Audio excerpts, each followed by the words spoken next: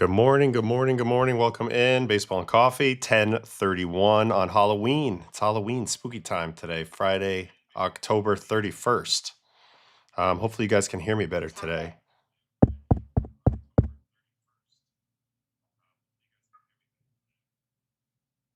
Yeah, there it is. It was delayed. Oh, You didn't yeah, just yeah. hear it? Yeah. All right. So that seems like it's working. Anyway, how's everybody doing? Happy Halloween. Doing anything special for Halloween? We're working on some things right now.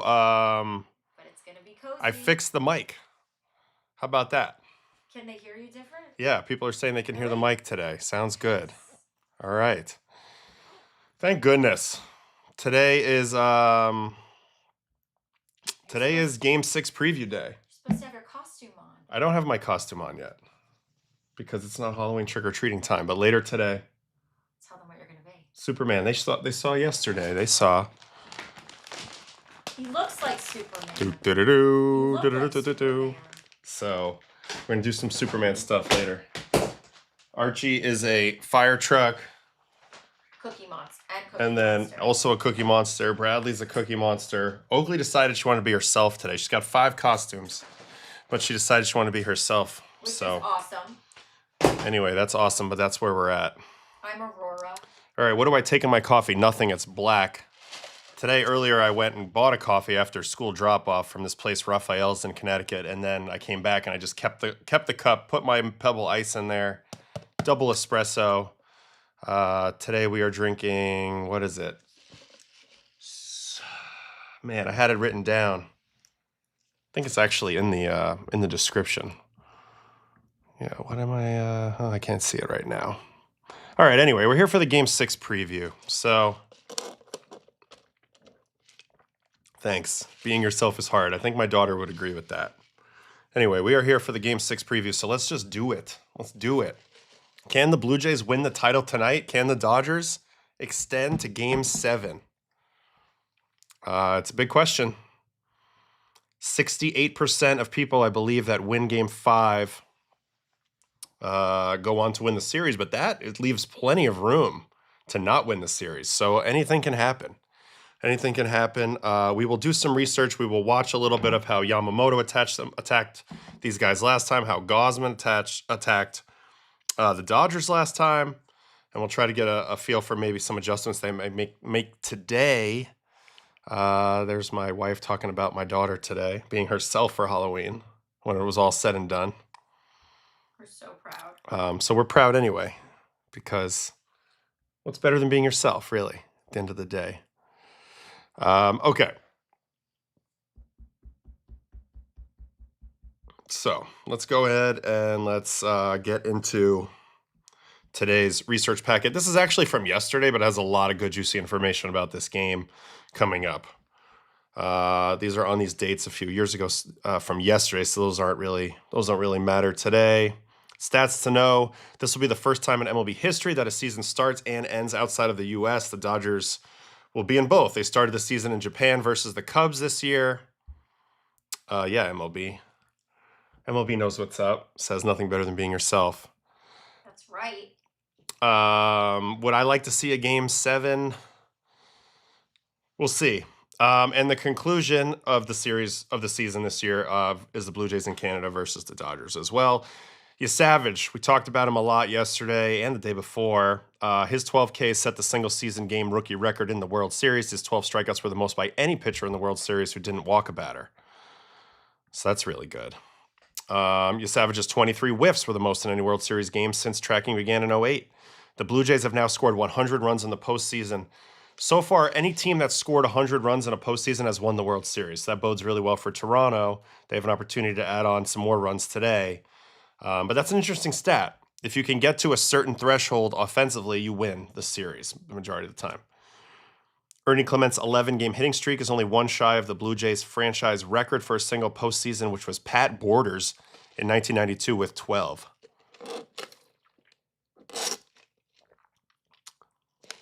This is a good question right off the gate here by Boring Pool. Realistically, how much power is Springer going to be able to generate off this oblique injury? Is he worth having in the lineup in spite of that? I have no idea because every oblique injury is different. They're not all the same. The severity, what he's feeling. I think it's a good sign that he's been hitting and that they're saying he's checking every box. And I don't think they would put him in there if he was going to be useless. So he'll probably be able to do something. I do think his presence in the lineup is definitely going to help in general. You know, he's a really good player. So I think getting him in there, if they think he's healthy enough to be in there, it's probably a good thing. But the severity is hard to tell. It was interesting to me that he took himself right out of the game the other day. He didn't even hesitate. He didn't try to fight it at all. He came right out. So that made me think it was pretty severe, but we don't have any of that information. So we'll figure that out.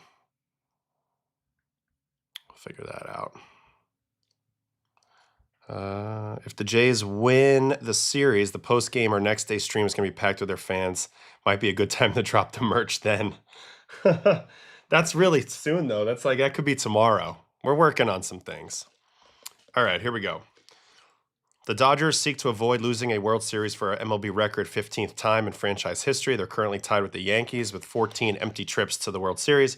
Dodgers relievers have allowed 12 of 21 inherited runners to score, 57%. That ties the 87 Cards and the 2018 Dodgers for the most inherited runs scoring in a single World Series. That's definitely been a big thing. They were chasing a little bit in Game 5. They go to Enriquez, which I predicted that he would pitch in that game, except he didn't get anybody out. So, yeah, the relief corps, you know, I think it's become such a narrative at this point that it's almost leaking into the heads of maybe some of these Dodgers relievers at this point. Everybody thinks that they're the weak link. And honestly, maybe it's been the lineup that's been a little bit of the weak link. But they have also allowed 12 of 21 inherited runners, which is not going to cut it this time of year. They allowed just 4 of 25 inherited runners to score in the first 3 postseason rounds. This is such an underrated stat. If a reliever's coming in with guys on base, it's for good reason. You know, it's the manager likes the matchup. He's trying to shut this inning down right here, and this is his move to get to post a 0. You know, otherwise he would have just left a pitcher in there who was already pitching. So they make the move because they think it's the good move strategically. And ultimately, this defines a lot of winning and losing in close games in the postseason. 4 of 25 is outstanding. The Dodgers roll through those other matchups. This one, they're 12 of 21, so that's not great. 24 of 47 runs in the World Series have come via home run. That's 51%. The Dodgers have scored 9 of 18, so 50% for them. And believe it or not, the Blue Jays have scored 15 of their 29 runs via homer. Now, I think this is a little bit of a misleading stat in that, you know, Barger hit a grand slam, so it's like 1 home run accounted for 4 runs, and it doesn't give any credit to the 3 guys grinding their way on base before that, whether it's walk, hit by pitch, hit, whatever. So, I don't know. You can interpret this 2 different ways. You can say the Blue Jays are beating the Dodgers at their own game, or you can just say, you know, they've been making a lot of shit happen, and they've hit some home runs at some opportune times, which is more the way I look at it. You know, Kirk had a 3-run homer. Barger had a grand slam. Those are very opportune times to hit home runs with guys on base. And this is coming up, Game 6, where weird shit happens. All right. The only series in which both teams scored at least 50% of their runs via homers were 57, 17, and 24. So not very often that this happens. Honestly, that's why the Blue Jays are winning with small ball thing is a little silly. They're also slugging like crazy and wouldn't be here if they weren't. I think the point is that you can do both. I think that's the point. The point is that you can be a contact team and hit for average and get on base. You can also have an element of power in your game, and that they're both important. And I actually think it's really good to affect good pitching and undermine good pitching with a diverse approach. If you just have all the same approach, it allows a pitcher to lean on one thing or another thing and kind of navigate the whole lineup. But when you have a diversity of approach, sometimes it's really hard to navigate. Just go ask Blake Snell. He struggled with it a little bit this year. You know, not knowing whether they're going to grind him out or whether they're going to hit home runs. They've kind of beat him both ways in the 2 different games, different ways. So I think it's a little tough to face. Okay, what else we got? Teams are 29-5 in this postseason. Okay, whatever. I'm tired of the home run nonsense. The Blue Jays are 8-0 this season without homering. We got it. Freddie Freeman's 20-game postseason on base streak passed Chris Taylor for the longest in Dodgers history. Freeman's streak dates back to Game 1 of the 2024 World Series. I think Freddie's one of the few guys that's actually looking pretty good at the plate right now for the Dodgers. His swing looks pretty good. His approach looks pretty good. I mean, he got abused by Savage as well, but I think Freddie's in a decent spot swing-wise. Dodgers versus Blue Jays 2025 World Series hitting statistics. Dodgers are hitting 201, 296, 354, 8 homers, 55 strikeouts. Jays 261, 341, 389, 7 homers, 44 strikeouts. So you see the difference there. They're hitting for 60 points higher in average, which equates to about 50 points higher in on base. They're also slugging a bit better. And they've ultimately scored more runs. How many more? 11 more runs. That's the only stat that really matters is runs. Like, you can talk about style points, how you do it, but the Jays have 29 runs and the Dodgers have 18. The 11 less strikeouts is also a part of that as well. 11 less punchies and more at-bats shows you that putting the ball in play has worked out. And then yesterday there was a little bit of not shocking, but a little bit of a hiring that people weren't maybe expecting as the Nats hired Blake Butera, who's 33, to be the manager of the Nats. These are notable players that are older than that right now. Verlander, Scherzer, Kershaw, Freeman, Springer, Trout, Yelich, and Judge. It's funny because I can relate to that dynamic a little bit. Having been older than 2 of my pitching coaches, having faced a lot of managers around the league, it just kind of happens when you get older. But 33, good for this dude. 33, manager of a big league club. That's pretty freaking cool, man. Okay, now let's get down to the usage. All right. So for the Jays, you can kind of throw out pretty much anything prior to Game 4 really mattering. I know they all pitched in Game 3, but who's going into Game 6 feeling fresh? Obviously, the starter Gausman. Scherzer should be available now, I would say, in the bullpen. He's had 3 days off, so Scherzer should be available in the bullpen. Bieber, possibly as well, but definitely for Game 7 if they go there. All right, Fluharty's had 2 days off. He's good. Dominguez threw 13 pitches, and now he'll have 1 day off. He's fine. Fisher's totally good. He's had 3 days off in a row. Bassett should be fine. He had a day off. He had 2 days off. So he'll have 2 days off coming into tonight.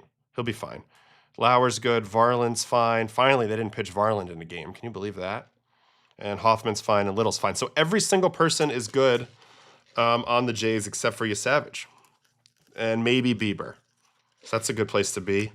They'll have full usage of their pen, and they have their ace on the mound tonight in Gausman. For the Dodgers, Snell, this was important. Like, this was underrated. You know, he's the losing pitcher of the game, but he goes 6 2/3, 116 pitches in Game 5. That was important because they were chasing in this game, so he found a way to basically soak up as much of it as he can. He pitches into 2 outs into the 7th, and that makes them only have to pitch Bonda and Treinen and Enriquez as well the rest of the way. So they don't use Glass now, who should be coming around and available. Ohtani will probably be roughly available today or Game 7. If it's today, it would be a little bit. Sheehan's back and good. Banda's pitched a lot, but not super effectively, so I don't think he'd be in there anyway unless it was a perfect matchup. Robleski's back in the mix. Klein, Will the Thrill Klein should be back. That animal off of his 4-inning, 72-pitch performance in Game 3, that was heroic. Treinen should be fine. He'll have a day off. He has pitched in 3. He pitched in all 3 in LA, but they're relatively light. Dreyer's probably back. Sasaki is definitely in there. And then Kershaw's fine. And even Enriquez, who they probably don't trust anymore. So, I don't know. Everybody's kind of reloaded, relocked and loaded in terms of energy and arm health and everything for this game. But there's been some exposure. Facing a reliever 3 times in the postseason. The opponents have hit 245, 336, 426 with 4 home runs, 11 walks, 22 strikeouts. Not as bad as I would have thought. You would have thought it would have been even more drastic than this. But those numbers are definitely higher, a little bit higher than where they were, probably times 1 and 2 through the lineup. And then who's going to be behind the plate today will be Hamari. Adam Hamari will be behind the plate today. If it goes to game 7, it'll be Jordan Baker, who I mentioned the other day was somebody that I came up with in the minor leagues. Jordan Baker was pretty much an umpire every stop along the way that I played baseball. All right, so we'll keep going in a second, but let me take a peek at the chat. Well, it's true. If Klein pitches, it won't be against the Jays bench players this time around. That's true. But, you're bringing in a guy who's got a lot of confidence in general. So it's just nice to have another option. Glasnow is definitely the presumed Game 7 starter as of now. Of course, Ohtani's lurking. They could do an opener. They could do a lot of different things. We will see. What else we got here? How did I feel about Snell's comments? I get it. Nobody wants to hear it. I remember when I was with the Mets and we beat up Spencer Strider one time in 2022 with a bunch of cheap hits and, putting the ball in play. And he had many of the same comments. They're getting lucky. I didn't really pitch poorly. It was more of a luck thing, yada, yada, yada. And you know what? There's an element of truth to it. There is. And as a pitcher, sometimes you can only control so much. I think that fresh out of the game, pitchers are trying to rationalize what happened out there sometimes. And I think in this case, like with Snell, he felt like he executed his game plan the way he wanted to. He pitched all the way into the 7th. He got clipped on 2 fastballs in, but that was part of the plan.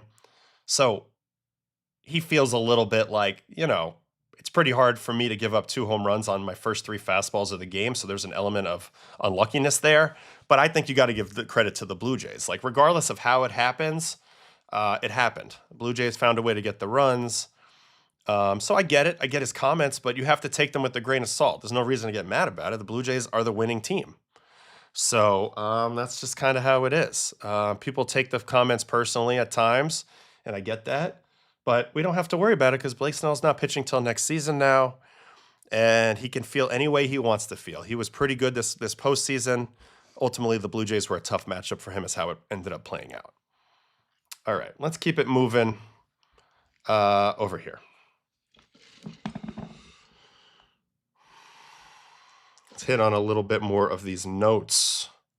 Blue Jays are 1 win away from their 3rd franchise World Series. They won back-to-backs in 92, 93, as we know. There have been 30 instances of teams up 3-2 and playing Game 6 at home. Those teams have won Game 6 16 times and the series 22 times. So that's 73.3%. So that's with this current playoff format and then a team coming here at home. 73% of the time they have won. To me, that just says the series is not over. 73 is not even close to 90 or anything. So 26.7% chance that you could lose both of these games. We've seen it. I remember 2019, Nationals won both games on the road in Houston to take down the Astros, who felt unbeatable at that time. So there's a lot of stuff. That can happen here. Yeah, I'm seeing in the chat here, Snell saying he'd be ready out of the pen. Never know. Okay, maybe. I love the enthusiasm. I just assumed after 116 pitches, they were kind of like, you've done your job. All right. Vladimir Guerrero Jr. slashing 415, 506, 831 with 8 home runs, 15 RBIs in 16 games this postseason. 12 walks and 5 strikeouts. He is owning the postseason right now. Crazy ownage. What's that OPS? That's 1237 OPS for the postseason, where everybody knows that you're the guy not to get beat. Not to get beat by. And yet he's doing this anyway. Arozarena is the only player who had more hits, home runs, or total bases in a single postseason than Vlad, and we know Randy went crazy in that 2020 playoffs. Vlad looks to become the 5th player in the wild card era of 95 to homer in 3+ straight games in a single World Series. He would join Freddie, George Springer, Barry Bonds, and Ryan Kleska. Do players read or care about all those statistics? No. But it's different when you're a player. It's different when you're a player. You're locked in on your process and what you're doing. You care about every statistic. Yeah, I cared about the statistics that mattered in terms of me playing. But right now, we're not talking about a player. We're talking about what to look out for tonight. All right? That's it as a fan. No one cares about that. I'm busy looking at Christmas trees. Okay. Blue Jays aren't ruling out a return from Springer. Right oblique. He hit in the cage, did some running. Again, we don't know a lot about that situation. And it's all individual. Not every oblique is created the same, like every injury. Mine was very slight when I had mine, but I've seen dudes that can't do anything for months. Did you tell them how you hurt your Yeah, I told them how I hurt my oblique. It was sneeze. Well, trying to hold back a sneeze because I was worried about your precious little slumber that you and Bradley needed on the road. How many days were you I was out? trying to be a considerate husband. And how many days are you out? 17. Yeah. Yeah, 17 days. Sneezing. Although it probably saved me, Brett, because that year Bud Black decided to try to break me, and it threw 75 games in the regular season with like 80 innings pitched or whatever. And what year was that? And playoff games, 2018. But that was a good year. That was a great year, but imagine if I pitched another 5 or 6 games. Lab year. That was post lab. That's the best year. Yeah. But imagine if I had another 5 or 6 games. So you're welcome for the lab, and you're welcome for saving you. All right, so it's all you. I'll give you credit. Sneezes can be dangerous. This lifted hurt his back in his sleep. So anyway, for Springer, Toradol can help with the pain, but it's still going to be weak and limiting. The right move is really to put him back at the top of the lineup, especially if it puts Bo back in right field. Is that the right move? I like the idea of Springer starting, which it looks like is the case. I like the idea of Springer starting and being in that leadoff spot just because there's that threat of him right out the gate of like going deep, being ready. I love that dynamic, especially in the top of the first inning, But if he's not healthy, he's not healthy. So that's the bottom line, is you have to figure that out. All right. Pilar strained an oblique with a sneeze in 2015. Surprisingly common. Those sneezes, you really got to watch out for those things. If Springer hits a bomb tonight, the Sky Dome is going to explode. I totally agree. Totally agree with that. Dodgers have scored just 3 runs and walked 5 times in the last 2 games since their 18-inning victory. Yeah, I think this is more of the story. The Blue Jays pitching has been shutting down the Dodger offense. Bieber was tremendous in a must-win game that people didn't expect him to win. He came out and did it, was able to pass the baton to Savage, and we all know what he did. We know it's Rogers Center, but it's still Sky Dome a lot of times in this chat. Sorry, guys.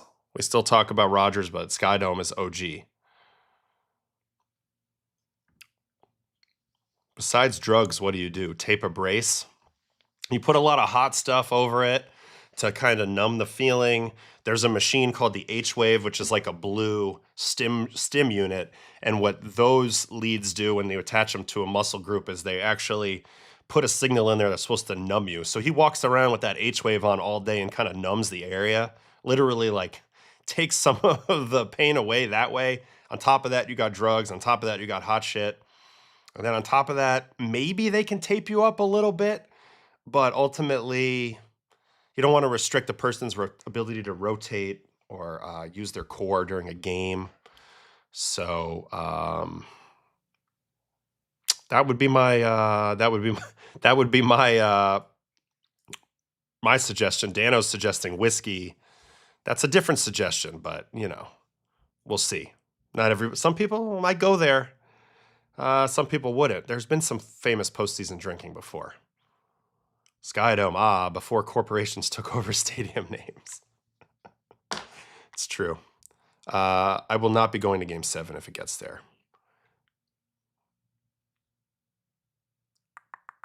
All right, let's keep it moving. Shohei is slashing 316, 500, 895 with 3 home runs and 5 ribs during the World Series, and the rest of the Dodgers are 188, 268, 294 with 5 homers and 12 RBIs. He did have one of the 3 hard hit balls off of Savage too, showing that he's still locked in, I feel like, in a way. But the Blue Jays have pitched him really tough. They've thrown a lot of balls up and in. They've been able to get him to chase below, make him a little uncomfortable. He did crush that one-line drive to right field off of Savage. What does cheating on a fastball mean? Yeah, that's no problem. I can answer that really easily. What cheating means on a fastball is basically anticipating a fastball. Usually, you're required to anticipate a fastball if it's a certain speed. So if it's like above 95, you're not going to be able to just sit there and wait to identify the pitch and say, oh, gee, it's a fastball. I better swing now. The ball's moving too fast, you know? So you have to anticipate, but what we would call is cheat, which means like you're doing something that technically you shouldn't be doing. You should be staying balanced in the zone, in the box. But if you're looking for a pitch in, that might require you to cheat, which is like giving yourself a head start, starting your timing early to hopefully beat that fastball to the spot. So that's what we call cheating to the spot. Maybe cheating is a bad word, but that's the term that's always used in and around baseball. So I hope that answered your question. Not going to Game 7, to quote Canadian Bieber, never say never. I'm not going to, though. I'm definitely not. Never say never. Do you think he was wearing a Bieber jersey? He was wearing Bieber. He was wearing a Shane Bieber jersey. I was in the suite with him. So it wasn't for him. No, it's just like it's a beautiful coincidence. So he leaned into that. So you understand why, though? He's Canadian. There is a Shane Bieber. I didn't know there was a Shane Bieber. I thought everyone was. Yeah. You didn't know about Shane Bieber. I thought all the comments were how excited they were that Justin Bieber was. But Shane Bieber was pitching. I did not know. So it all lined up. Yes, now I understand. Now you get it? Yep. All right, good. All right. Mookie. Oh, wait, hold on. Timeout. There's more information here. The Dodgers switched up that lineup in Game 5. They put Will Smith to the 2 spot, Mookie back to the 3rd spot, Freddie hitting 4th. I didn't like this lineup change at all. I wanted them to put Mookie in front of Shohei. To me, if you're terrified of pitching to Shohei, you need to get somebody in front of him that can maybe get on base or can hit a ball down the middle. Right now, the bottom of the order is doing nothing for the Dodgers. Pages and Call have been a black hole down there, and you need to get somebody on to flip the lineup over for Shohei if he's batting leadoff. I understand wanting Shohei to bat leadoff at the beginning of the game to kind of jumpstart the offense with your best hitter first position, but I'd like to have Mookie hitting in front of Shohei. Get him some pitches to hit, man. They've been nibbling on the outside corner. He's pressing a little bit, especially when they walk Shohei in front of him. I think I would have went the other direction. I would have put Mookie to lead off, but that's not what they did. They went with that different lineup change. The 2 moves were Will Smith into the 2-hole. To me, doesn't look like he's swinging it very well unless the pitch is way inside right now, which is a weird place to be. And then they also put Call in the game, which I supported. He went 0 for 2 with 1 walk in Game 5. Kike moved over to center, and Pages was relegated to the bench. But it's just more so the Will Smith thing. I don't think Will Smith has had the most consistent at-bats of the series. Now, that's my personal opinion. We can dig into that more today. I know he hit that home run off of Gausman the last time, but that pitch was in off the plate. So that was my personal opinion. There was also other alternate options such as Miggy Rowe or Kim, but I don't think those guys are good enough hitters to make a difference. All right, let's keep going. As for Mookie, he's only hitting 143, 265, 167, which is 6 for 42 with a double and 8 strikeouts in his last 10 games. So he's definitely struggling, no doubt about it, but you're never going to give up. You're never going to give up on Mookie Betts. Now, this is a factor as well. Muncy. I felt like Muncy was the one guy in this lineup outside of Shohei or Freddie that could really make a big difference in terms of controlling the zone, not chasing. Hasn't been the case. He's been struggling as well. 115, 233, 269 in his last 7 games. So Betts and Muncy are a big reason why their offense has been struggling. For sure. All right. A starter for tonight for the Dodgers, Yoshinobu Yamamoto, coming off of 2 straight complete games. He allowed 1 run, struck out 8 in 9 innings in Game 2. They won 5-1. Only 3 pitchers in the divisional era, which is 1969 and on, have 3 straight complete games in a postseason. I didn't even know there would be any that had that. Kurt Schilling had 3-01 with the Diamondbacks, Orel Hershiser 3-88 with the Dodgers, and Tiant 3-75 probably with the Red Sox. Jays hitters were combined 0 for 16 against Yoshi's curveball. and then 0 for 6 against the splitter. So we'll talk about it in a minute. But first time through the order, Yoshi was big on splitters. Like he was like almost 70% split. Second time through the order, he's downshifted into a curveball mode. Went 2 speeds down, got a ton of outs on the curveball. And then by the time the third and the fourth times came around, he was kind of able to read all the hitters really well and mix it up. It was masterful pitching. I have a whole video on it if you want to watch it. The curveball and splitter have been the key pitches for Yamamoto this entire postseason. Curveball 0.87 average, 2 hits allowed. Splitter 130 average, 3 hits allowed. So that's how it's been going so far. But as is noted by Only the Clouds, who's clearly a Dodgers fan, Yamamoto is a human, and hopefully tonight they will figure him out. They could figure him out, no doubt about it. They're getting a second look at him. He is going to pitch to contact a little differently than Snell's capable of, or Glasnow, or even Shohei. So that's why I love his matchup versus the Jays relative to the other starters. But you get to see him again, put some balls in play, and we'll see what happens. And this is a good reminder about Yoshi in big games. Even dating back to Japan, he was a friggin' boss in this situation. He threw a 136-pitch complete game in Game 6 of the Japan Series, the last year before he got posted. All right, Yamamoto is, did I analyze, there's a quick question here on his loss against the Phillies. If you remember, he gave up an absolute moonshot to Schwarber like the 3rd or 4th inning. Something about that kind of rattled him, and he lost his command for a minute. Yamamoto's big thing is command. Obviously, he's got good pitches, but his command is impeccable. Once his command went away, they kind of broke him a little bit, and that got him out of the game. But you look at the 6 starts leading up to that, and then the 3 since then, or the 2 since then, and they've all been unbelievably lights out. So I choose to pay attention to the bigger sample size there. All right, Gausman on the other side allowed 3 earned runs in 6 2/3 and took the loss in the Jays in Game 2. He struck out 6 without a walk. He was clipped for 2 home runs there at the very end of his outing that kind of separated it.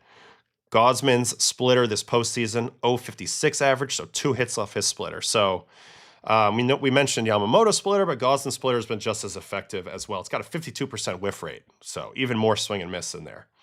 Dodgers in general are just 1-22 against the splitters during this World Series. Their only hit off the splitter was Freddie Freeman's double against Gausman in Game 2. So you Savage and Gausman, splitter city, that's been working out really well. We're not going to recap Game 5 because we already did that.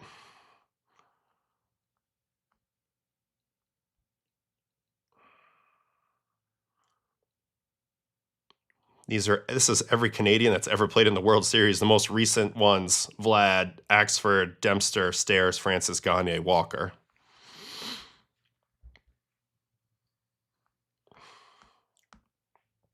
Don't care about Canadians during the World Series.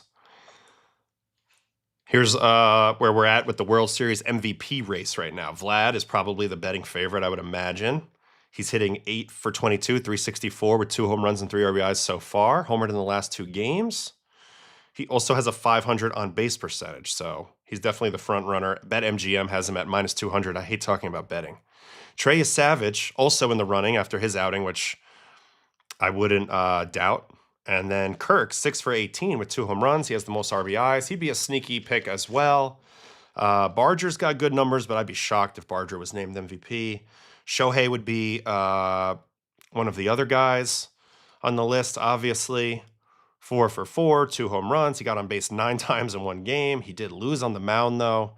But obviously, if this series gets flipped, I actually imagine Yamamoto might be the guy. If he goes out there and shoves today, I think that would be a big boost to his chances.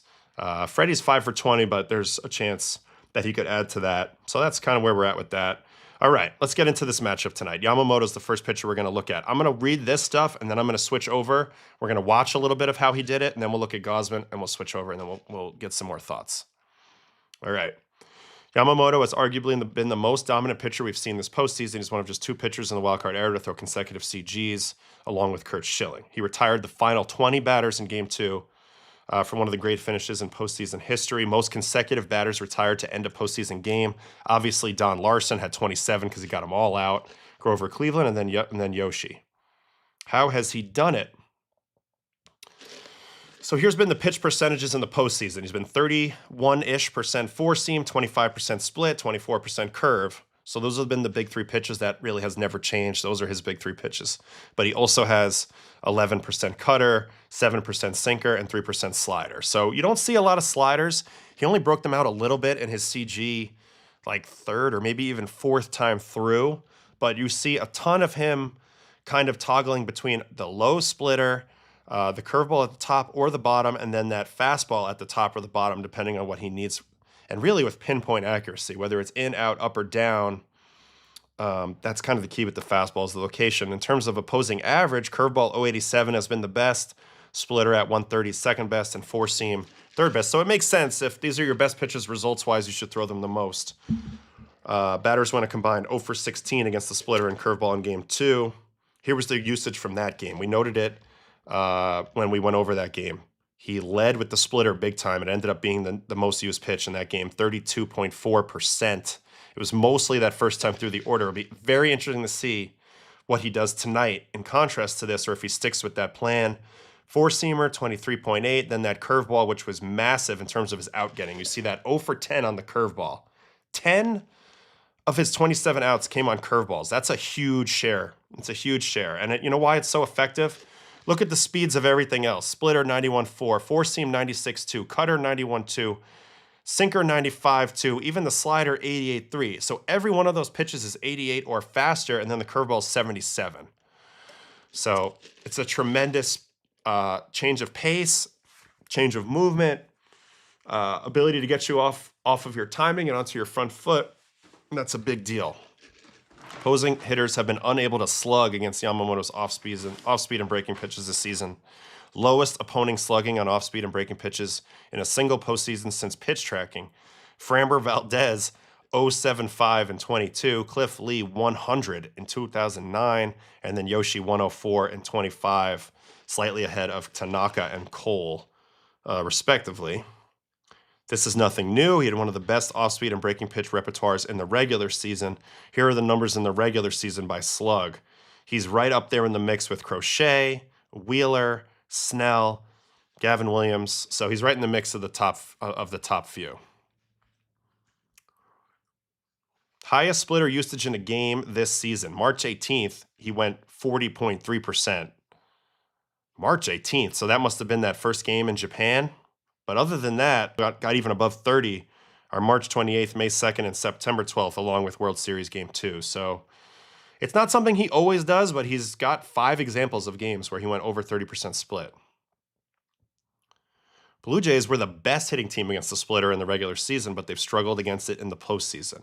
Regular season, they hit 275 on the split, only 121 in the postseason. I think that's more of a function of just how the pitchers who have the splitters that have faced them have mixed and matched and really located.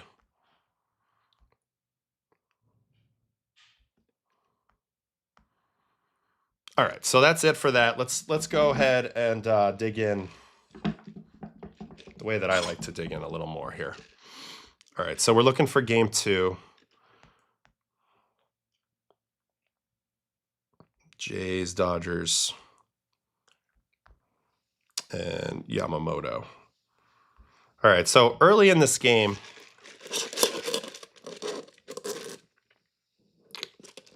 a couple of key at-bats I want to hone in on. He goes double, gets clipped for a double here from Springer. That's one of the few mistakes he made in the middle of the plate all game. Also, Springer had some of the better at-bats versus Yoshi, which is even more reason for them to maybe try to get him in there. And then Lucas, he gets beat with a cutter up and in. So, starts the game off, fastball cutter, hit. And then he just stops messing around. Let's watch this whole at-bat versus Vlad. We've watched this a few times, but check out these splitters in these locations. That down and in spot. Such a tough spot to get to. Not only for swing and miss, but also if you're going to hit a splitter here, you're going to beat it in the ground almost every time. So let's watch how he progresses this at-bat with mostly a combination of splitters and fastballs inside. All right, 2-0. 2-0 split, gets him the swing over the top. And then he just peppers him with them for a little while until he speeds him up enough. Man, what a good pitch that is. So the question is, will Vlad cheat to this pitch at all? Will he look for a down and in split at some point? It's an awkward pitch to look at, but I could see him maybe going for it considering how many he got in this game. Here's another one. I mean, this at bat, he got 4 in a row on the inside part of the plate. So it's not just the action, it's the command. I mean, he's getting it right down and in. Vlad just survives it, but he speeds him up enough, and he reads the at-bat right, and then he unleashes a perfect curveball here and has Vlad way out front for the strikeout. So that was what he did that first time. That first time with Vlad. And then here's another curveball. Another trend was whenever he threw a pitch up in the zone, he would pair it with a curveball. Yep, 3-1 fastball up into Varsho. So whenever he did this in this game, when he elevated the heater, he loved to play curveball off of that. High heater to Varsho. And then curveball off that gets the freeze. And I've talked about why that works a little bit in the past. We'll just go over it again real quick. Look at the location of the fastball, height-wise. Looks like it's about right here. So what's that? Belly button height. And then the curveball starts higher, about elbow height. So the curveball pops above the fastball. You just saw a fastball that you were late on and under on. So you're telling yourself, I can't swing at anything any higher than that. That's my line. That's my limit. This ball pops above that line. If this was the other line, you see it pops above that. So he goes and gives up on it. And once you give up on this pitch, it just flops back in the zone for the take. So look out today for Yoshi to combine the high fastball with the curveball. Pretty much definitely throwing curveballs after high fastballs. If the Blue Jays are able to pick up on that, they might be able to get a pitch to hit if they anticipate properly.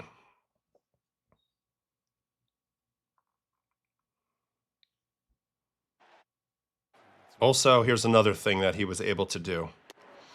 Throw splitters down, down, down. And if he gets takes on them, especially ones that are tough takes, you see his reaction. If he thinks that the batter's giving him a tough take on a pitch down, just like a tough take on a pitch up means curveball, tough take on a pitch down means fastball down for the freeze. So just showed you how he just got 2 freezes. And when you're talking about a team that has a hard time swinging and missing, it's a hard team to get to swing and miss. How are you going to find strike 3? Well, sometimes you're going to have to find it with a freeze. Yoshi showing that he knows how to do that. And that's why it makes him a little bit of a better matchup than maybe some of the other guys that's not part of their game. And there's how that fastball plays up in the zone as he gets it to Lucas there. All right, so he used a lot of splitters, but he got his strikeouts pivoting off of the splitter for a little while. The mid game, it was all about the curveballs. This is actually a really good split here. Sorry, I'm going to keep going as we progress. He's still in split mode here in the third because this is yeah, that's how he ended the third. But watch starting in the 4th inning. 4th inning, he gets all his outs on curveballs. He goes into this, everything's hard. Okay, watch some slow stuff. Slow stuff to Ernie, gets him off balance. Only able to hit this ball 51 miles an hour, so there's 1 out on a curveball. Then Barger is going to get him to hit a curveball. One of the conversations that I was having about what it takes to get work through this Blue Jay lineup and get deep in the game is sometimes you're going to have to be okay with them hitting a ball semi-decent in the air, and you're going to have to hold your breath. But if you keep them a little bit off the barrel with that approach, they're going to get out a lot. So that's what happens here with Barger. He hits it decent, but 98.6 is not really a home run at 29 unless it's right down the line. So that's why that was effective contact to get. And then he also gets another out here with curveball from Kiner Falefa. So first time through, it's like a split. read the game off of the split attack, and then he starts going into early curveball mode. Okay, you guys want to be aggressive. You guys want to swing against me. Well, can you stay back on my curveball? And the answer was no for a little while. Everybody was so aggressive that they were swinging at his pitcher's pitches. Like, this is a 1-1 count. You think this is the pitch kind of Falefa wants to put in play on 1-1? I say no. So let's look out for that. Toronto has been pretty good at occasionally switching into a more patient approach when they need to. But generally they're aggressive. So he used that against them there. And continuing that trend, he even got Springer out. This is the first time he gets Springer out all game, and it's on a 2-speed down curveball. So I'd be curious to see what the anticipation level is for the Jays. Are they anticipating him going to that curveball a lot? Because that's a pretty good pitch to hit if you're looking for it. If you're not looking for it, it's a nightmare. But if you're looking for it, you got a pretty good chance. And then as the game went on, here's another strikeout with a curveball. This is Kirk. So you see a lot of these outs in innings 4 through 6 were curveballs. Then after that, he goes completely kitchen sink. Now you don't know what's coming. He's got a much better sense of where each batter is, and he's able to just kind of start yo-yoing these dudes. Pretty nasty.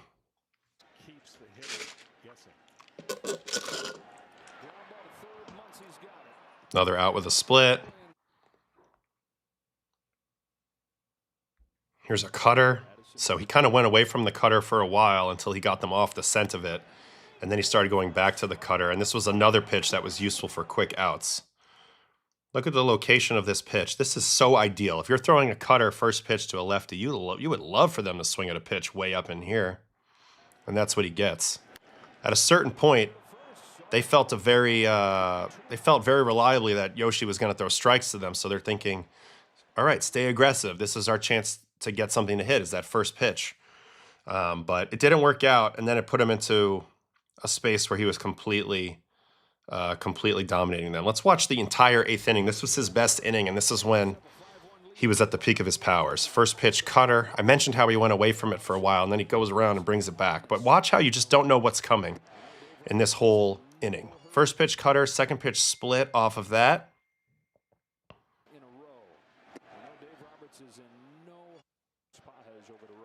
Curveball here.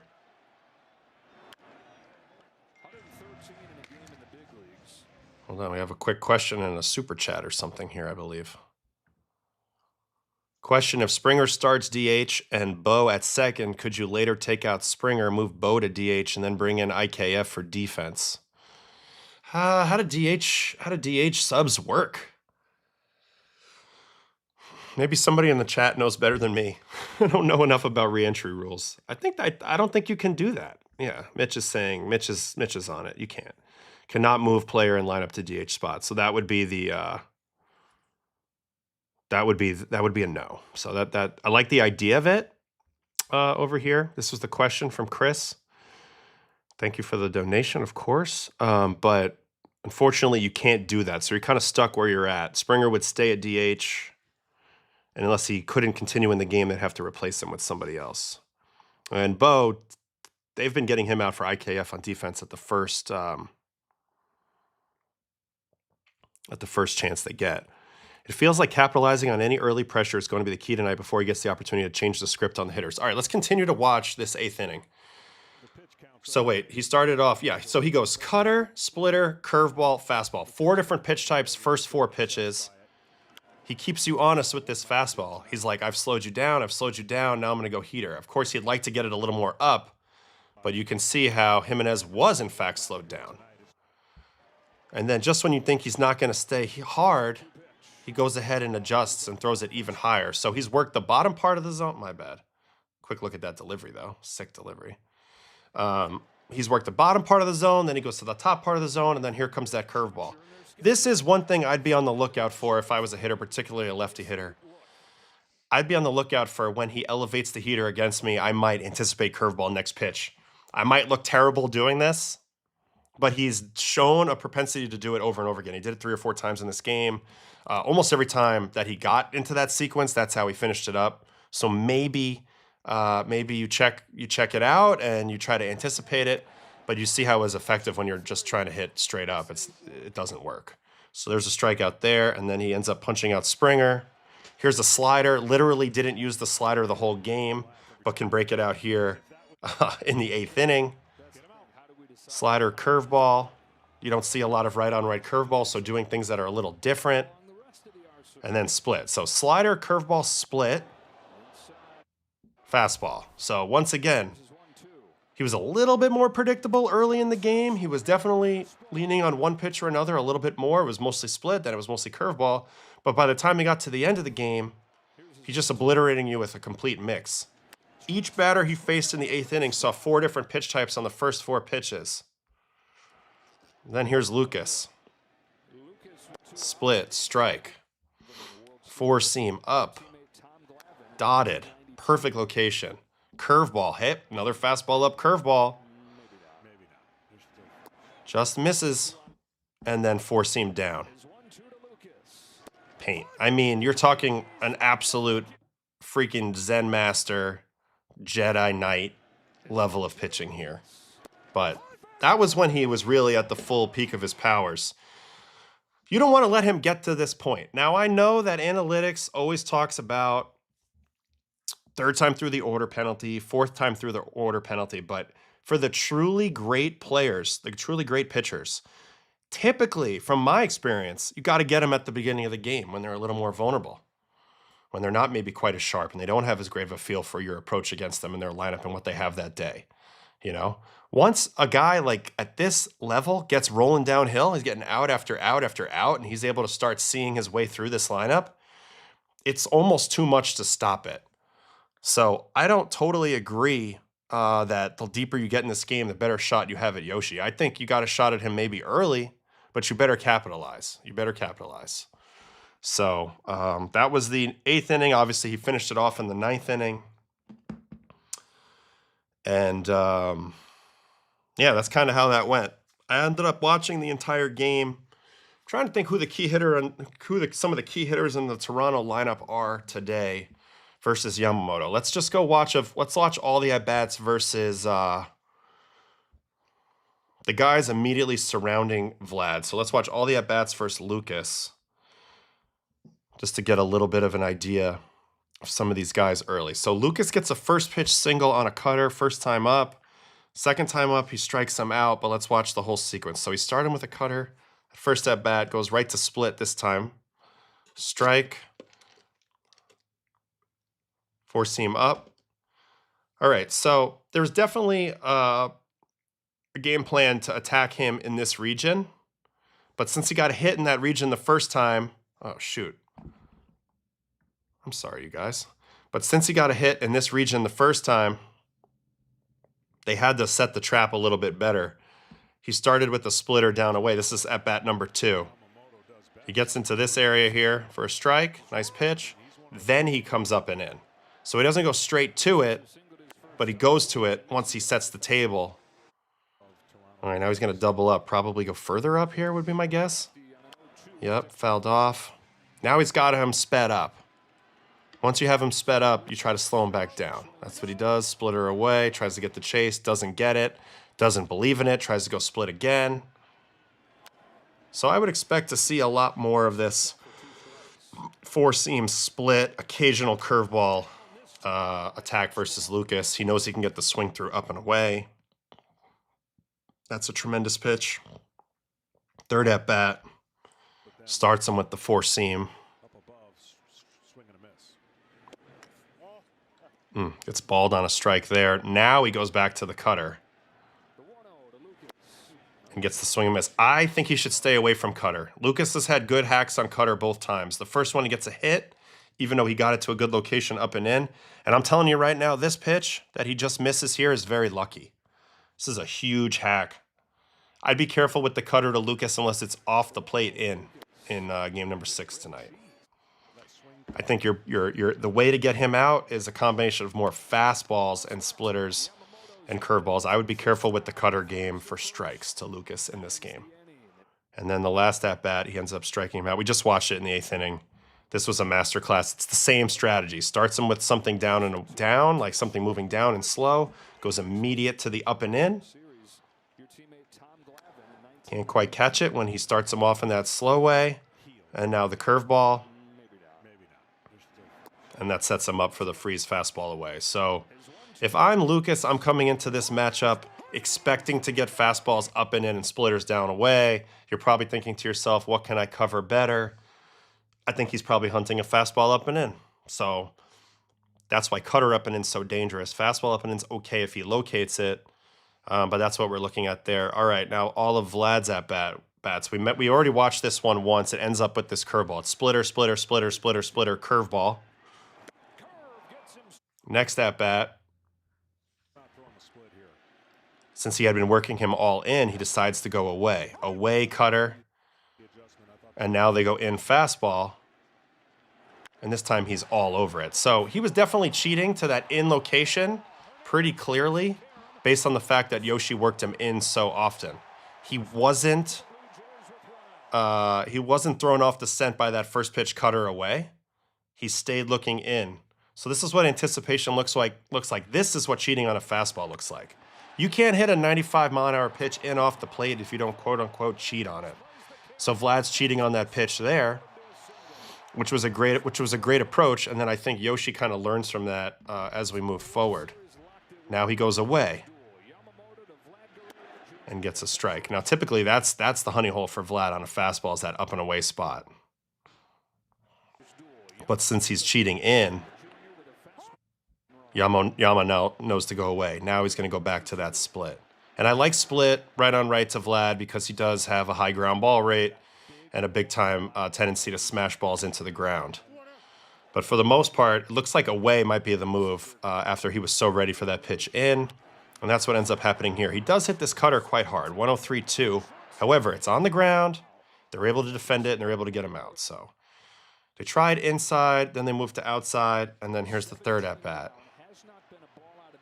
This time starts him with the curveball.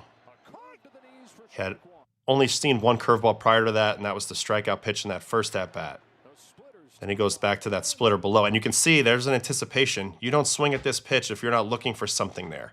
So all those splitters in got Vladdy's attention for sure in this game. We'll see if that comes back around today. Another split, hits it into his own situation. Yoshi goes to slider, which would have worked if Will Smith caught this properly. It's probably a strike. But that's also Yamamoto holding back a pitch the entire game, which is impressive. All right, back to the heater. Up in. No swing. This is also an area that they really haven't tried to go to too much, which is the up-in target. Seattle had success with Vlad when they got the ball here. Yoshi didn't try it at all the first time. If he expects Vlad to cheat in, there might be a world in which you see a fastball up and in like this and see if you can't get him to swing at a bad pitch. Doesn't work this time, but that gives him the ability to now retunnel a curveball, which he does, and he gets the weak 37-mile-an-hour ground out. So once again, the trend does hold, though. High fastball, curveball coming after it. So if I'm the Blue Jays, I'm hunting that sequence. As soon as I see a high fastball, to me, I might be hunting curveball after it. But to recap those matchups, I would say Vlad seems to be very aware of the pitch inside.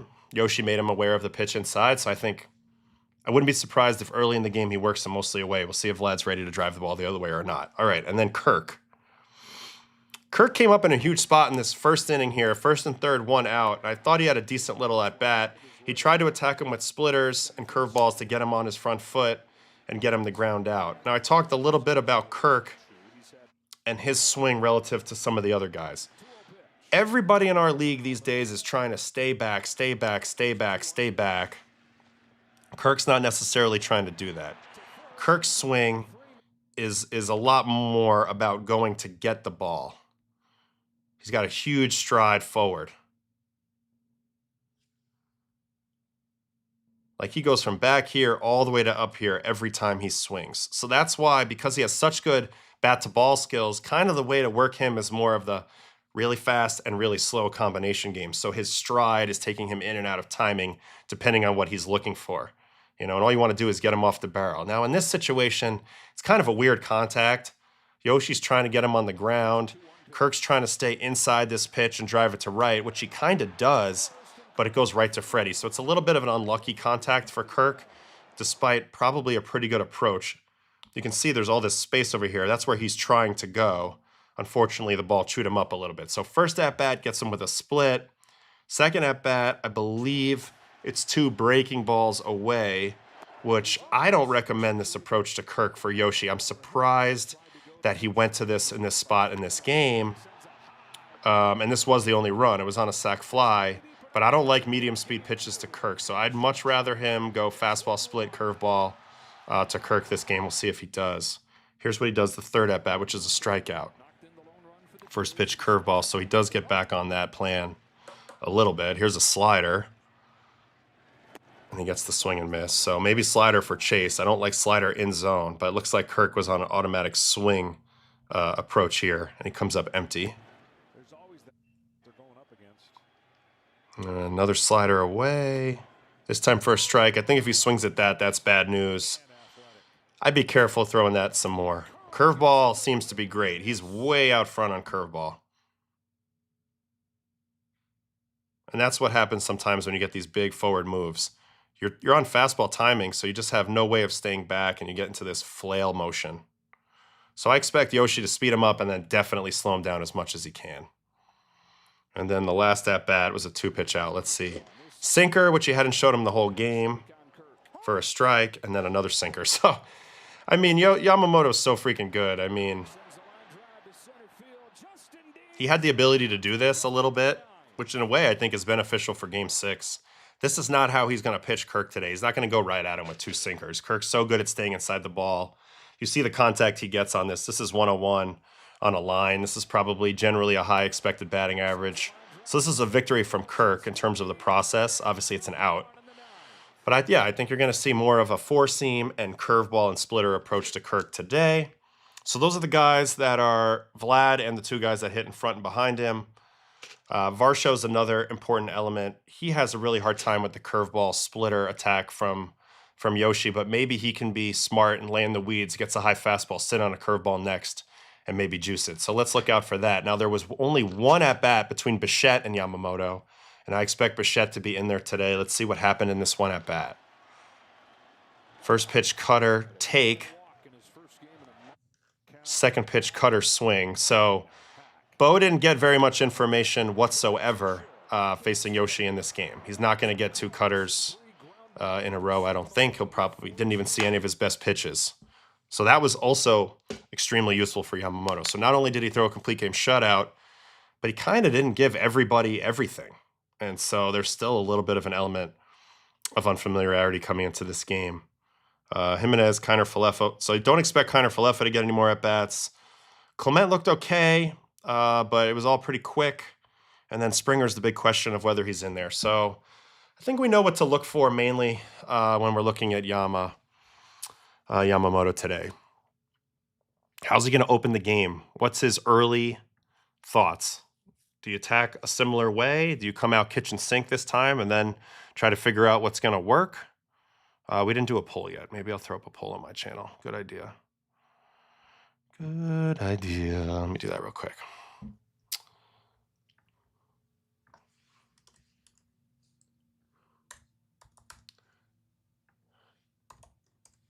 Game 6, Jays, Dodgers, start poll. All right, so we'll throw that up real quick.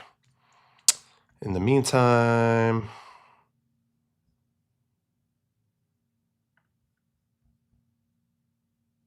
haven't seen confirmation that Springer's in, like a commenter here indicated. Okay, well, we'll wait and see. It's been trending that way, it seems, from the comments that Schneider's made, but, we'll see. So anyway, what are we thinking about Yamamoto? How's he going to come out? What's his pitch mix going to be early?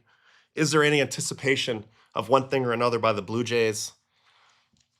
Can they find a way to make him throw more pitches? He's been much more efficient than the other guys.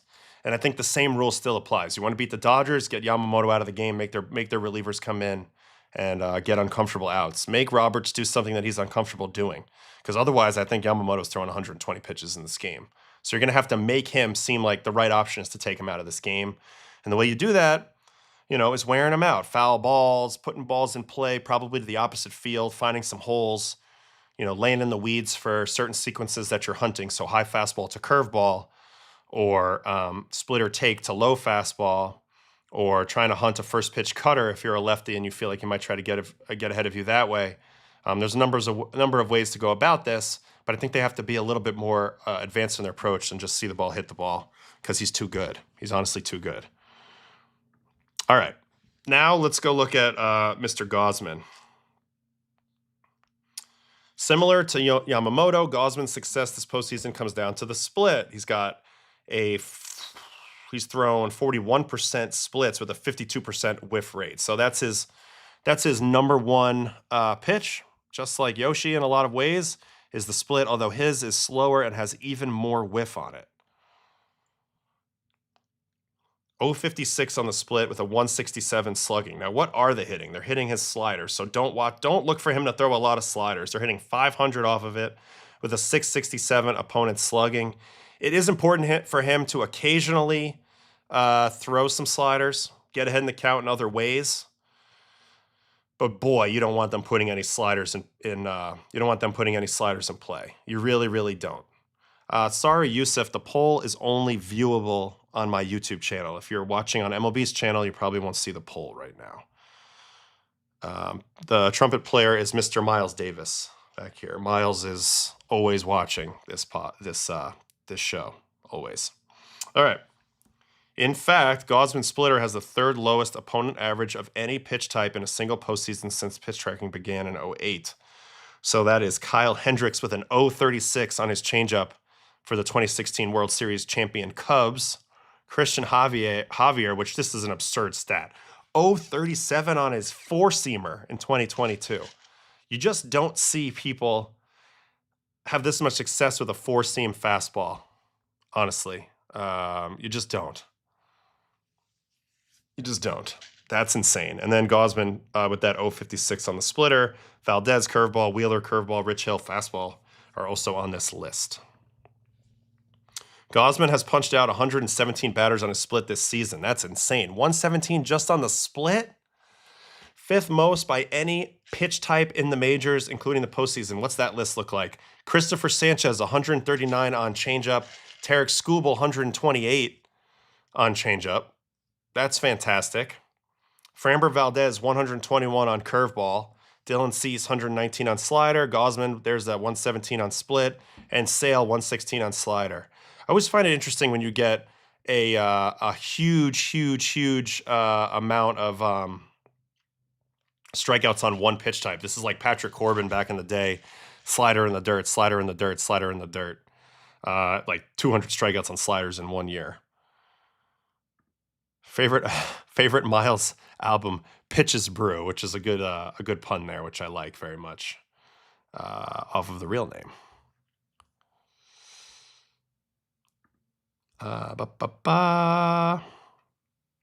He seemed like he used the slider against Teo and Julio Rodriguez. So yeah, when Gausman's going to use his slider, he's looking for the proper moments. So he's looking for a righty. He's looking for a guy taking. So a guy who takes early sliders or will chase slider off the plate are really the only times he's thinking about throwing his slider at all. Otherwise, he doesn't want to throw it because he doesn't want you to hit it.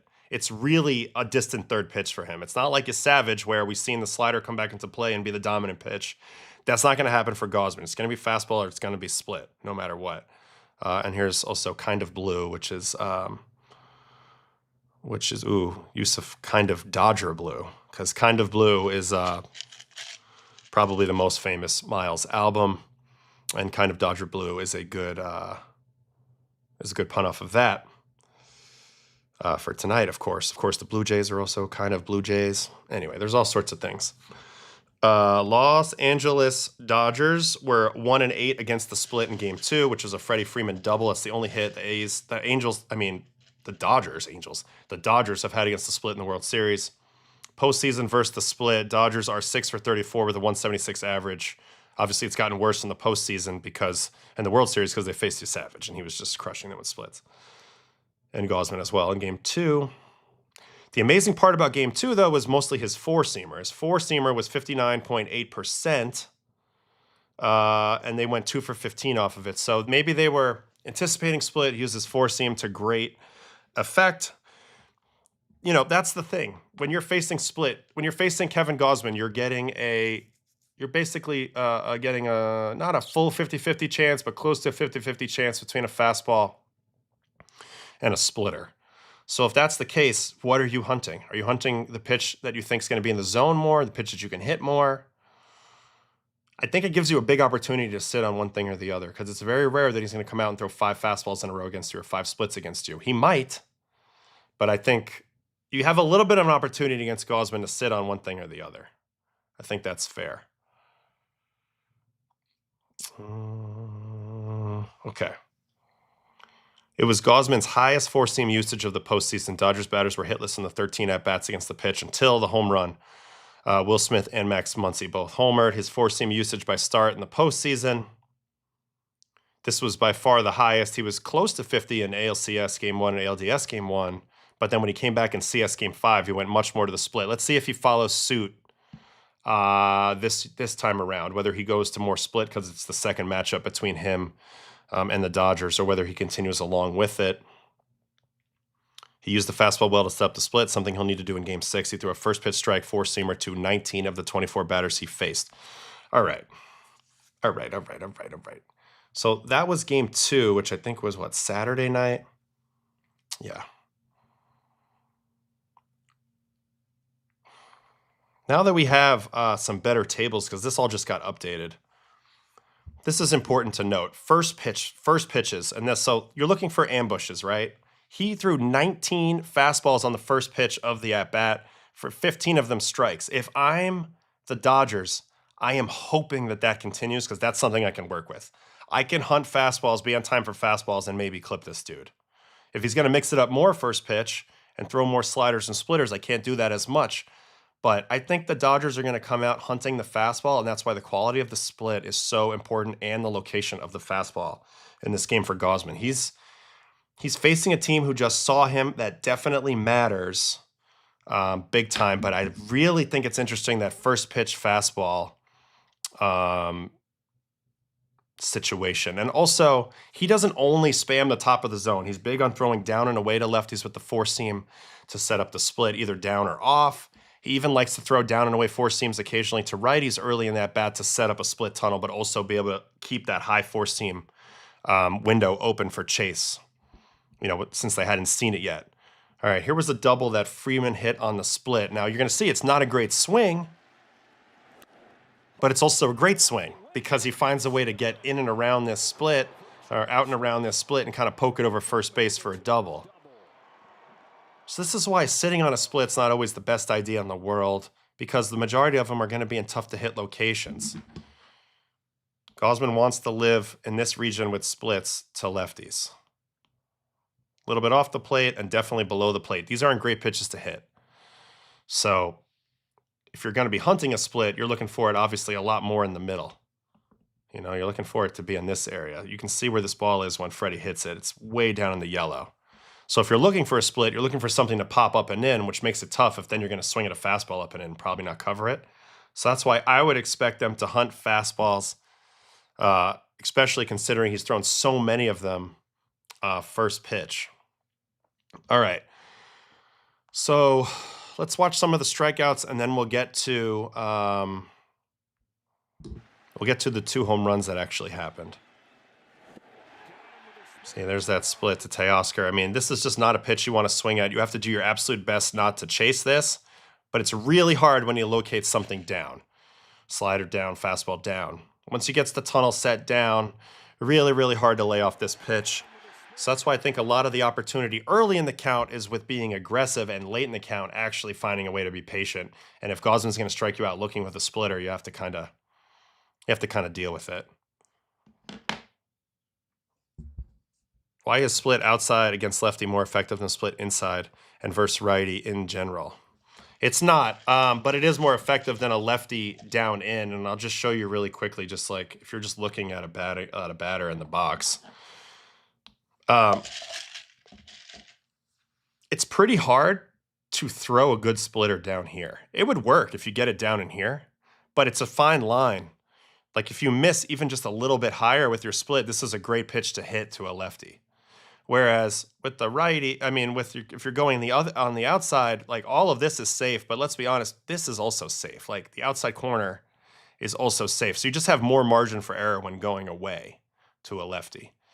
They're also quite effective versus righties.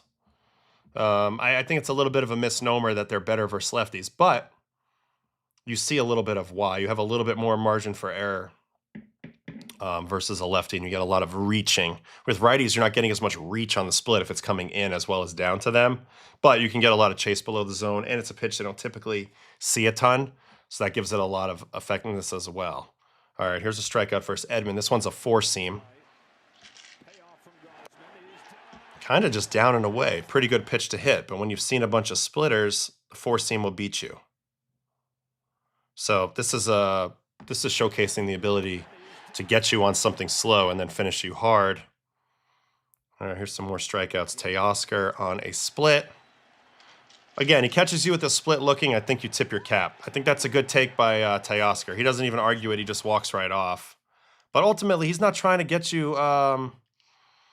he's not trying to get you out in the zone with this pitch. He's trying to get you to swing. So I think you take this pitch, you live with it if you're Teoscar. This is a happy accident for Gausman. Muncy, he's going to get him with a split.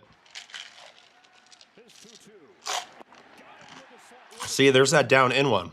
It's quite effective if you can get it there. But there's also another hidden reason why sometimes it doesn't work and why you don't get as much chase. When this pitch comes out, it's also inside. You can see it's like the trajectory of it's like headed in here. And that gives them one more reason to maybe not swing. And so they might just luck out and say they think the ball's in. And even when it runs back to the plate, the fact that it's low saves them. And then they, it's fine. They just take it. And then they keep it moving. But if it's away, the odds are the ball popped in the strike zone a little bit more. So you have to honor it all the way to the, all the way to the hitting zone. And that's why you get a little bit more chase because guys are generally a little bit more, going for it because it's in the zone and then it pops out. So that's why I think the down and in's a little different. However, Gausman's showing if you locate it, you might be able to get a swing at it and they're not going to hit it either. So the location's super key with that pitch. Here's a strikeout versus Kike. It's also on a splitter. And that time he looked like he was on the fastball. He got fooled by this ball popping a little bit higher and he's way out front. So when you see big misses like that, it's typically because a guy was guessing on the wrong pitch. But I've been an advocate saying I do think that you have to guess a little bit on Gausman. He's giving you an opportunity to at least make an educated guess because it's basically 50-50. So at least I like that aspect of it. Happy Halloween. Happy Halloween. Okay. Now here are the two homers. So the two homers, actually, let's watch this whole seventh inning. Freeman comes out and hits a splitter first pitch. How hard he hit that? 103.4 at 39. So what did I say? There's an opportunity to do some ambushing. There's an opportunity to hunt a pitch and maybe you get it. This would be the split you're looking to get if you were in ambushing a split mode. You're looking for it to pop a little bit higher in the zone, like kind of up near your eye level where you can see it, and then kind of come down into the middle, and this is the pitch you would whack. So even though he's out here, you see the Dodgers are hunting one thing or another here and not just trying to get yo-yoed back and forth between fast and slow, which I ultimately think is the right approach. And then Will Smith gets enough heaters where he commits to the heater. If you watch this whole at bat, fastball in, ball.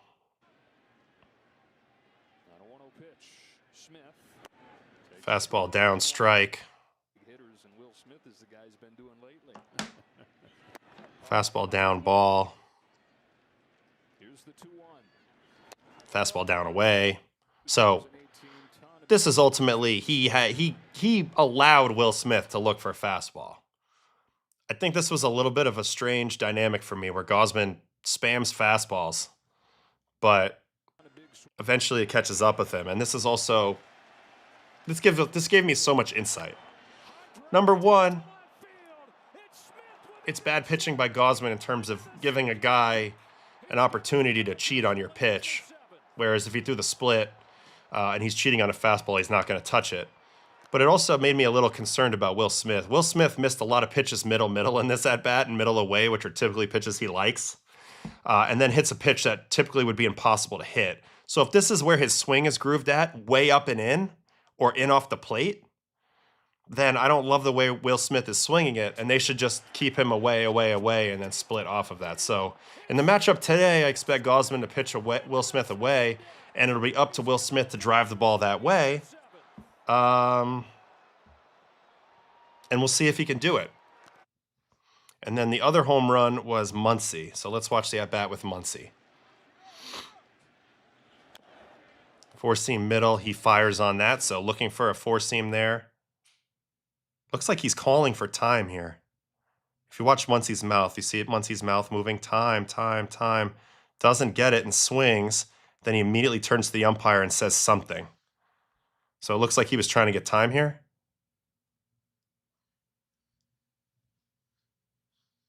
Yeah, he wanted time out there. Didn't get it, but he was definitely looking fastball. So the Dodgers, I think, tipped their hand a little bit as this game went on. Not tipped their hand, but they did what they needed to do to make the adjustment.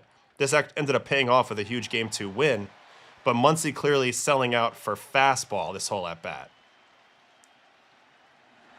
Gausman sees it, but doesn't execute this splitter, which would have got him.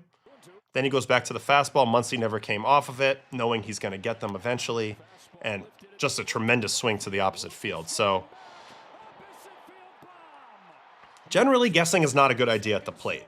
But you're facing a dude with basically 2 pitches. I have no problem sitting on one pitch in this game and making him spam the other pitch the whole time.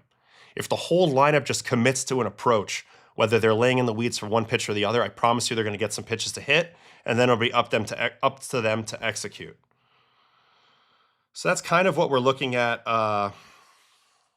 coming into the game tonight for the Dodgers approach versus Gausman. I'm wondering if Dave Roberts is going to keep the lineup the same.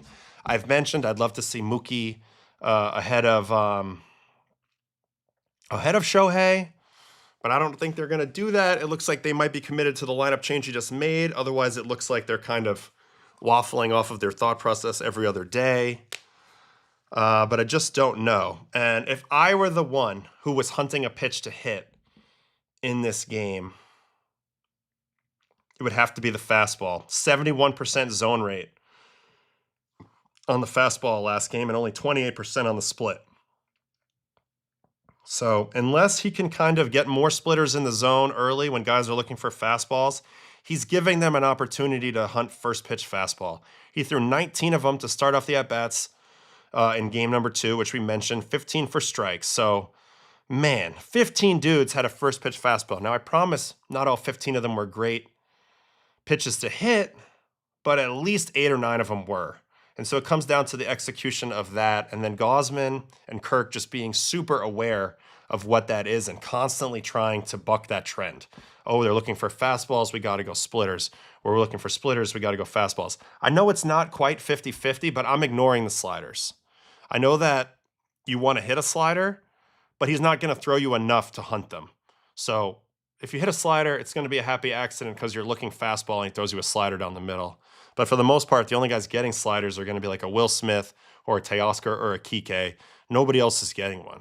So I'm still dead set on four-seamer split and hunting one or the other. I think this is kind of the game in a nutshell. What is the quality of these first pitches from Gausman, and how aggressive are the Dodgers in hunting one of the other and attacking and executing when they get it? I think that's kind of the game in terms of beating Gausman. I think it's a little more complicated with Yoshi because he's got more weapons and his splitter is more of a contact pitch as well. But I think with Kevin, it's very simple, man. I'm eliminating slider completely. I'm just looking for four-seam and split. Yeah, that would be my plan. I mean, he knows that slider is not the pitch he wants to throw, so he's only trying to sneak those in there for free strikes, or for maybe a guy to swing at a ball. He's never throwing a challenge slider in the zone that he's expecting a swing on. So considering you only want to swing at strikes, Look at what he throws over the plate. In the last game, it was overwhelmingly fastballs. So anyway, that would be my overall approach in this game. I think it's a sound approach. Doesn't mean it's going to work. Gausman can definitely flip the script. He could go heavy split here. He could choose to locate his fastball really well, and that could work as well. So, yeah. And Mookie needs to start going after the first pitch. Now, I've talked a lot about the Mookie dynamic. They have pitched Mookie Betts basically the same way the entire series, and it's the way that I pitched in my entire career, which is just outside, outside, outside, outside, outside. Maybe you wait for him to show you that he's going to completely dive for the outside corner, and then you switch it up. But it's a no-fly zone middle into Mookie. Pitches middle in, he's been all over them. That's a good slider. But again, he painted it away. Didn't want to throw it for a strike. My wife is saying we need lunch. I agree. I'm going to be off in a minute, Bun. See, here's the slider, but again, it's not an account where he wants it for a strike. Now they go in, but he still throws it away and gets the out. This would have been a dumb pitch. I don't think this was well, I guess they're more so going up. That's up middle. That's not an in target. I understand up middle, but I don't want anything. I really don't want anything in here to Mookie. This is so dangerous. He's so quick. Everything's pull side. So away, away, away. Look for that. And yes, I think Mookie should be aggressive on first pitches, but he's looking for the right thing, right? He's looking for the right type of pitch. Also, maybe wouldn't be a bad time for him to consider actually hitting a low line drive to right field and taking a single, especially if they do move him in front of Shohei. See, here's another heater away. Tries to pull an outside pitch, rolls it over. Can't give up many runs. Mookie Betts in a tie game in the sixth. You feel that? Is that raised? You know. I don't know what the Dodgers' offensive process looks like, but I mean they're well aware of how they got pitched, you know. So we'll see what their adjustments back are. See, away gets another pop up. He's just having a really hard time keeping his bat head not drooping on anything up or anything away. This pitch is actually middle in, so that's what he wants to hit. But you see how his bat's scooping. So really, it's this area, this down in area, which is dangerous. You can still pitch a little bit up, but I wouldn't throw this pitch more than once. Even though he gets away with it here, this was a little sketchy. And then the last at bat he walked, but I'm pretty sure from Varland it's going to be everything away as well. Yeah, knuckle curve away. Knuckle curve on the black. Knuckle curve off the plate away. Any relievers on the edge of being overexposed? I think Varland's overexposed completely for the Jays. I don't think Bassett is. He's been super efficient. He's got enough pitches to not be overexposed. But I definitely think Varland is. I think Fluharty might be a little overexposed versus Shohei. Shohei's seen him enough times. But this is a good question. Let me just take a quick look at their roster, both teams' rosters. Fisher hasn't pitched in a while, but he's not one of the ones they want in leverage. Hoffman hasn't run into any trouble, so I don't think he's very much overexposed. Varland, I think, is. Fluharty, I think, is a little bit. Dominguez, I could see maybe a little bit. He's pitched an awful lot, but his have gone pretty efficiently. So the Jays are in a decent spot with overexposure, except for Varland. On the Dodger side, I mean, they've seen a lot of Treinen.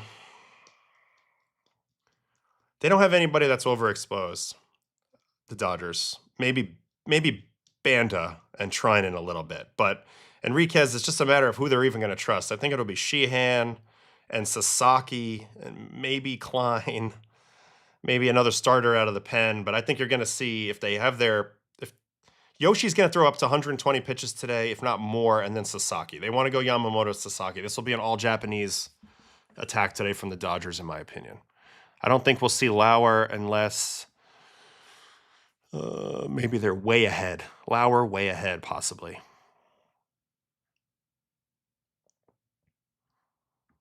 It's a bit odd that Sasaki has only pitched once through 5 games, given the narrative. He is one of the very few trusted relievers. Well, they got boat raced in game 1. Yoshi threw a complete game in game 2. He pitched in game 3, right? And then game 4, they were losing, so he was never had a lane to go in. And game 5, same thing. So I think it's okay because Dave knows that at some point he's going to need Roki to get like 6 to 9 outs like he did in the other game. Guys are talking about Mookie losing weight. You know, he needs every bit of weight he can get. He doesn't have a lot to begin with. All right, that's going to be it for today's show. Enjoy Game 6. This was a good stream. I think we are ready. I think we know about both starters and what the potential offensive strategies against them are. To reiterate one more time, with Yamamoto, it's just a question of how aggressive they want to try to be early, what they try to anticipate. Do they look for certain sequences that he went to a lot last time, like the fastball up, curveball? Does Vlad hunt pitches on the inner third because he got quite a few of them in that first game? Do they try to be a little more patient with him? Do they try a different tack? So those are all the questions with Yoshi. With Gausman, it's what are they going to hunt? What can they execute hitting the pitch that they're looking for in the moment that it pops up? On both sides, I think the Blue Jays have a few more relievers that they'll trust, but not a ton. And the Dodgers, I think they'd like to go Yamamoto to Roki, and that would be about it. I do think one question is the Dodger lineup. Will it continue to be the same as it was last game with Will Smith in that spot, moving Mookie back, or will they flip that around? Does Pajes get back in there, or do they go completely crazy and go Kim or, you know, somebody else, Dean? I don't know. Rojas, to find a way to get him in there, I don't know. But they're searching for offense, and realistically, I think it is very important who hits at the bottom of the order because they need to get on base to roll it back over for the top. So those are the main things we're looking out for. Tonight could be the night that the Blue Jays bring home their third title. If not, we'll have a really fun Game 7 either way. We'll talk about it tomorrow at some point. I will have a stream probably in the nighttime. So if the game is happening, there'll be a Baseball After Dark. And even if the game's not happening, maybe I'll do a Baseball After Dark to recap. But we will figure that out as we go, as tomorrow's Saturday and tonight's Halloween. So enjoy your Halloween tonight. Enjoy Game 6 tonight. Thank you, everybody that hung out with me today. And yeah, check my channel. There'll be an upcoming at some point. I'll see you guys next time. Thank you so much. See you guys later. Bye-bye.